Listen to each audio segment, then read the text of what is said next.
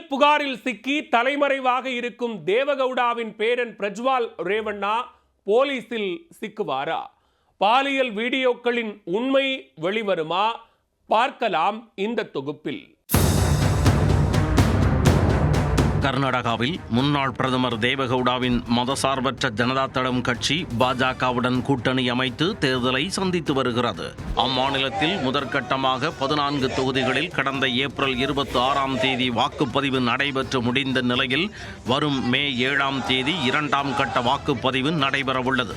முன்னாள் பிரதமர் தேவகவுடாவின் பேரனும் ஹாசன் தொகுதி எம்பியுமான பிரஜ்வல் ரேவண்ணா மீண்டும் அதே தொகுதியில் போட்டியிடுகிறார்.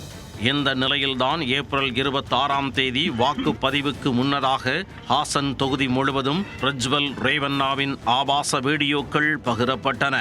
300க்கு மேற்பட்ட பெண்களுக்கு பாலியல் தொல்லை கொடுத்து அதனை வீடியோக்களாக பிரஜ்வல் ரேவண்ணா பதிவு செய்து வைத்திருப்பதாக குற்றச்சாட்டுக்கள் எழுந்தன. வாக்குப்பதிவுக்கு 3 நாட்களுக்கு முன்பு ஹாசன் தொகுதி முழுவதும் 2000த்திற்கு மேற்பட்ட பென் டிரைவுகள் விநியோகிக்கப்பட்டதாக தெரிகிறது. பேருந்து இருக்கைகள், பூங்காக்கள் போன்ற பொது இடங்களில் மக்களுக்கு அந்த பென் டிரைவுகள் விநியோகிக்கப்பட்டதாக கூறப்படுகிறது. அந்த பென் டிரைவுகளில் வீடியோக்கள் மற்றும் புகைப்படங்கள் அடங்கிய 2000த்திற்கு மேற்பட்ட ஆபாச கிளிப்புகள் இருந்ததாக கூறப்படுகிறது. இப்படிப்பட்ட நபருக்கா நீங்கள் ஓட்டு போட போகிறீர்கள் என்ற வாசகத்துடன் ஓரிரு நாட்களில் அந்த வீடியோக்கள் வாட்ஸ்ஆப்பிலும் பரவியது. இதனால் பிரஜ்வல் ரேவண்ணாவிற்கு எதிராக பலர் கண்டனம் தெரிவித்தனர். இதற்கிடையே பிரஜ்வல் ரேவண்ணா வீட்டு பணிப்பெண் போலீசில் பரபரப்பு புகார் ஒன்றை அளித்தார்.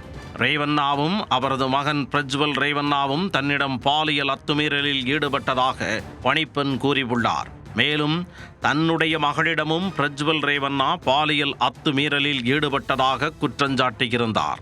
வீடியோ காலில் அருவருக்கத்தக்க செயல்களில் ஈடுபட்டதால் அவரின் செல்போன் எண்ணை தனது மகள் பிளாக் செய்துவிட்டதாகவும் தெரிவித்தார். மேலும் பிரஜ்வலின் தாயார் வீட்டில் இல்லாத நேரம் பல பெண்களை அழைத்து வந்து பாலியல் தொல்லை கொடுத்து வீடியோ எடுத்து வைத்திருப்பதாகவும் அவர் புகாரில் தெரிவித்திருந்தார். பணிப்பெண் அளித்த புகாரின் பேரில் போலே நரசிபுரா நகர போலீசார் பாலியல் துன்புறுத்தல் உள்ளிட்ட 4 பிரிவுகளின் கீழ் பிரஜ்வல் ரேவண்ணா மீது வழக்கு பதிவு செய்தனர். பிரஜ்வல் ரேவண்ணா கைது செய்ய வாய்ப்பு உருவானதால் அவர் ஜெர்மனிக்கு தப்பிச் சென்று விட்டதாகவும் கூறப்படுகிறது. ஆபாச வீடியோக்கள் அனைத்தும் போலியானவை, மார்பிங் செய்யப்பட்டவை என்று ரேவண்ணா தரப்பினர் தெரிவித்துள்ளனர். தேர்தல் சமயத்தில் பிரஜ்வல் ரேவண்ணாவின் பெயரை கெடுக்கவே இத்தகைய போலி ஆபாச வீடியோக்களை பரப்பி விடுகின்றனர் என அவரது தரப்பில் தெரிவித்துள்ளனர். இந்த நிலையில் பிரஜ்வல் ரேவண்ணா ஆபாச வீடியோ விவகாரம் தொடர்பாக SIT விசாரணை நடத்த கர்நாடக முதல்வர் சித்தராமையா உத்தரவிட்டுள்ளார். கர்நாடகாவில் வரும் 7 இரண்டாம் கட்டமாக 14 தொகுதிகளுக்கு வாக்குப்பதிவு நடைபெற உள்ள நிலையில் தேவகவுடா பேரனின் ஆபாச வீடியோ பாஜக கூட்டணிக்கு கடும் நெருக்கடியை உருவாக்கியுள்ளது. கன்னியாகுமரி